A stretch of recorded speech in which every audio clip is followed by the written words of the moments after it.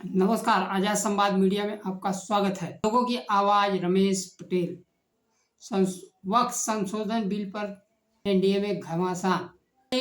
राहुल गांधी ने आंगनवाड़ी कर्मचारियों को कर्मचारी मानने की सरकार को लिखा पत्र। पटना में संविधान सुरक्षा सम्मेलन 7 अप्रैल को। समय के साथ खबर पाने के लिए चैनल को सब्सक्राइब करें। नमस्कार, खबर विस्तार से। आज के महत्वपूर्ण खबर है वक्फ संशोधन बिल कल लोकसभा में आने वाला है। बिहार का सियासी राजनीति किस करवट बैठेगा, मुख्यमंत्री नीतीश कुमार के पार्टी में घमासान मचा हुआ है। जनता दल यूनाइटेड के एमएलसी गुलाम गौस ने बड़ा दावा करते हुए कहा कि जनता दल यूनाइटेड वक्फ संशोधन बिल के समर्थन में नहीं है। उन्होंने यह भी कहा कि मुख्यमंत्री नीतीश कुमार इस मुद्दे पर कोई बयान नहीं दिया है।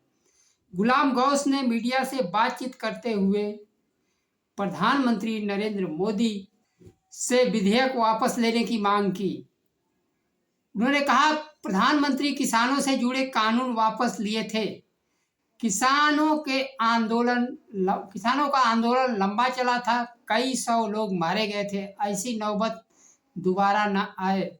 गौस ने दावा किया कि बिल त्रुटिपूर्ण है। उन्होंने कहा, मुझे पटना के महावीर मंदिर, तिरुपति के बालाजी मंदिर के ट्रस्ट का सदस्य बना सकते हैं। वहीं केंद्र सरकार एनडीए के अहम सहयोगी चंद्रबाबू नायडू के तेलुगु देशम पार्टी वक्फ संशोधन बिल के समर्थन की बात कही है। तेलुगु देशम पार्टी ने कहा, मुख्यमंत्री चंद्रबाबू नायडू मुस्लिमों के पक्ष में है। तेलुगु देशम पार्टी नेता प्रेम कुमार जैन ने कहा, संसद में पेश होने वाला वक्फ संशोधन बिल पर पूरे देश की निगाह लगी हुई है। उन्होंने कहा, करीब 9 लाख एकड़ वक्फ बोर्ड की जमीन पर बहुत से लोग गैर कानूनी रूप से काबिज हैं। हमारी पार्टी बिल का समर्थन करेगी। आंध्र प्रदेश के मुख्यमंत्री चंद्रबाबू नायडू ने कहा था कि टीडीपी सरकार ने हमेशा वक्फ संपत्तियों की रक्षा की है और आगे भी करते रहेगी। देशम पार्टी के अध्यक्ष चंद्रबाबू नायडू बुरी तरह फंस चुके हैं। आंध्र प्रदेश में जहां मुस्लिम मतदाता विधानसभा की 50-60 सीटों पर हार जीत का निर्णय करते हैं, वहीं चंद्रबाबू नायडू सांप्रदायिक राजनीति के साथ खड़े नजर आ रहे हैं। दोबारा चुनाव वहां 2029 में होने हैं। विधानसभा लोकसभा का चुनाव एक साथ होते हैं, लेकिन चंद्रबाबू नायडू फंस चुके हैं। वहीं नीतीश कुमार के सर पर बिहार में विधानसभा का चुनाव इसी वर्ष है और अभी तक सेकुलर राजनीति के पुरोधा रहे हैं, लेकिन वह सांप्रदायिक राजनीति के साथ खड़ा होना दिखना चाहते हैं। बिल के समर्थन में है या बिल के पक्ष में है। एक यह हो सकता है कि वह सदन का बाइकाट कर जाए, ना तो वो समर्थन में मत दे, ना तो विपक्ष में मत दे। नसरुद्दीन ओवैसी का जिस प्रकार से दबाव है, इन लोगों को स्टैंड लेना पड़ेगा। आने वाली जनता और इतिहास। समाजवादी पार्टी के राष्ट्रीय अध्यक्ष अखिलेश यादव ने कहा, वक्फ के माध्यम से यह संदेश देना चाहते हैं कि अपना वोट बैंक सुरक्षित रहे, क्योंकि इनके वोटर इनसे नाराज हैं। उन्होंने कहा, समाजवादी पार्टी वक्फ बिल के खिलाफ पहले भी थी, आगे भी रहेगी। भारतीय जनता पार्टी वक्फ बोर्ड पर पूरा नियंत्रण चाहती है। वह अपने पास सदस्यों की नियुक्ति वक्फ बोर्ड मुस्लिम धर्म चलाना चाहती है, जबकि अभी तक भारत के संविधान में सभी धर्मों को मानने की आज़ादी थी। अपने अनुसार धार्मिक गतिविधियां संचालित करने की स्वतंत्रता थी। बिहार वह राज्य है जहां इस वर्ष चुनाव होने वाले। बिहार के मुस्लिम संगठन और विपक्ष के नेता इनके विरोध में हैं। बिहार विपक्ष के नेता तेजस्वी यादव ने कहा, यह बिल असंवैधानिक है। हम लोग संविधान के मानने वाले लोग हैं, यह बिल बर्दाश्त नहीं। मुख्यमंत्री नीतीश कुमार के इफ्तार पार्टी का कई संगठनों ने विरोध किया था। वक्त बिल को लेकर भारतीय जनता पार्टी ने अपने सांसदों को व्हिप जारी कर दिया है। एआईएम प्रमुख और सांसद असदुद्दीन ओवैसी ने कहा, मैं अपनी पार्टी की ओर से कह सकता हूं कि हम बहस में हिस्सा लेंगे, संशोधन पेश करेंगे। यह विधेयक असंवैधानिक है और धार्मिक स्वतंत्रता के अधिकार का उल्लंघन करता है। उन्होंने एनडीए के सहयोगी दलों द्वारा विधेयक को समर्थन दिए जाने पर परिणाम भुगतने होंगे का चेतावनी दी है। उन्होंने कहा, न तो नीतीश कुमार और न ही चंद्रबाबू नायडू, चिराग पासवान और जयंत चौधरी को जनता समझाएगी। एक अन्य खबर में आंगनबाड़ी कार्यकर्तियों को कोर्ट के फैसले के बाद आज भी कर्मचारी की मान्यता नहीं मिली है। लोकसभा में विपक्ष के नेता राहुल गांधी ने केंद्र सरकार से आंगनबाड़ी कार्यकर्ताओं का मानदेय बढ़ाने और सेवानिवृत्त कार्यकर्ताओं और सहायकों को ग्रेजुटी दिलाने में सरकार से मदद का आग्रह किया है। उन्होंने सरकार से उनके काम की स्थिति, सामाजिक सुरक्षा में सुधार करने का रास्ता निकालने की मांग की है।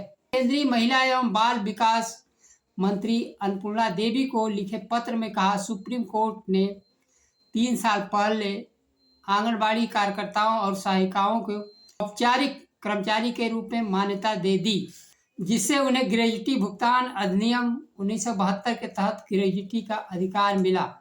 फिर भी सरकार इसे लागू करने में कोई कदम नहीं उठाया।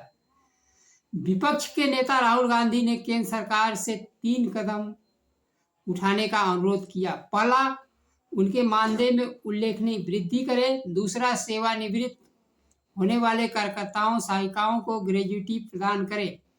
उनकी कार्य स्थिति में सामाजिक सुरक्षा में उत्तरोत्तर सुधार लाने का मार्ग प्रशस्त करे। देश में आंगनबाड़ी के 14 लाख केंद्र स्वीकृत हैं। सुप्रीम कोर्ट ने 3 वर्ष पहले आंगनबाड़ी कार्यकर्ताओं को कर्मचारी के रूप में मान्यता दे दी है। फिर भी सरकार अब तक कोई ठोस कदम नहीं उठाया। न तो उन्हें ग्रेजुटी प्रदान की जा रही है और न ही कर्मचारियों की मान्यता प्रदान की जा रही है।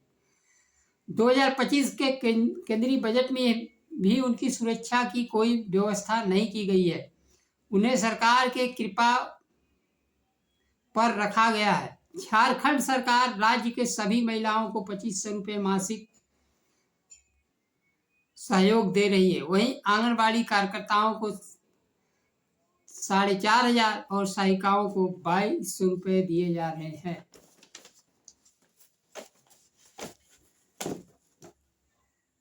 झारखंड सरकार जहां बिना काम का सहयोग के रूप में 2500 दे रही, वहां काम करते हुए 2200 दिया जा रहा है। आंगनबाड़ी कार्यकर्ताओं और सहायिकाओं से सरकार कई तरह से सेवा लेती है। औपचारिक शिक्षा, बच्चों के लिए गर्भवती महिलाओं का पोषण और किशोरी बालिकाओं का पोषण, सभी बच्चों का टीकाकरण का प्रबंध, पल्स पोलियो में सेवा देना, सरकार के सभी कार्यों को संपादन करने की जिम्मेदारी आंगनबाड़ी कार्यकर्ताओं की होती है। वेतन के नाम पर मानदेय दिया जाता है। वह अपने वेतन को मांग भी नहीं सकती हैं। उन्हें सरकार ने भिखारी बना दिया। सरकार जो देगी उसे चुपचाप स्वीकार करना होगा।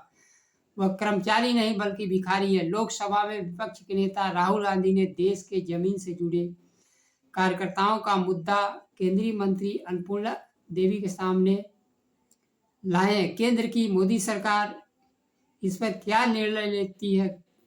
क्या इन्हें सरकारी कर्मचारी घोषित किया जाएगा? राहुल गांधी के 7 अप्रैल को एक बार फिर पटना में संविधान सुरक्षा सम्मेलन होने जा रहा है। सम्मेलन में भाग लेने के लिए राहुल गांधी 7 अप्रैल को पहुंच रहे हैं। बिहार विधानसभा चुनाव से पहले राजनीतिक गतिविधियां तेज हो गई हैं। केंद्रीय गृह मंत्री पटना दौरे से लौट चुके हैं। विपक्ष के नेता राहुल गांधी इस वर्ष तीसरी बार संविधान सुरक्षा सम्मेलन में भाग लेने आ रहे हैं।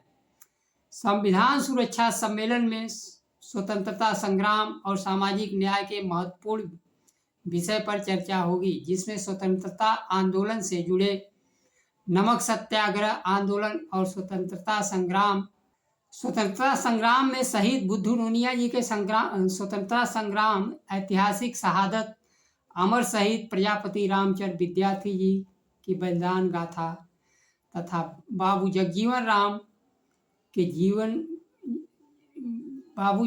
राम जी का स्वतंत्रता और सामाजिक समता में योगदान पर चर्चा किया जाएगा।